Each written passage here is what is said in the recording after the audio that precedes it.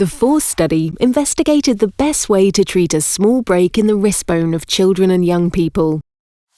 Each year, about 500,000 people break their wrists and need treatment in the UK. In the past, doctors treated children with this injury in different ways.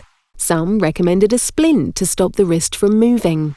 Some let them keep moving their wrist to stop it becoming stiff and gave a bandage if they needed extra support. To find out what was best, we ran a study called the Forearm Fracture Recovery in Children Evaluation Study, the FORCE study.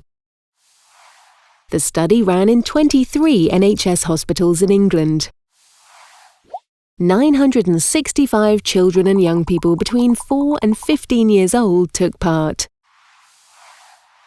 In the FORCE study, half the children and young people were given a splint and usual follow-up.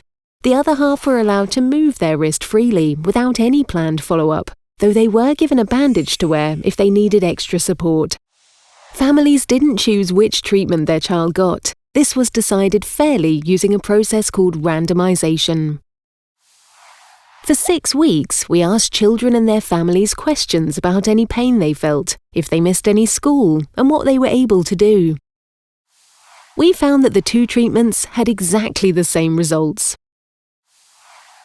The same amount of pain, the same recovery time, and the same number of days off school, usually about 1.5 days. Both treatments were just as safe as each other. No fractures got worse, and they all healed well.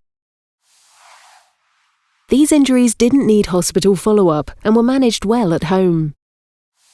The FORCE study found that a bandage with no planned follow-up was equally as good as restricting movements with a hard splint and outpatient follow-up.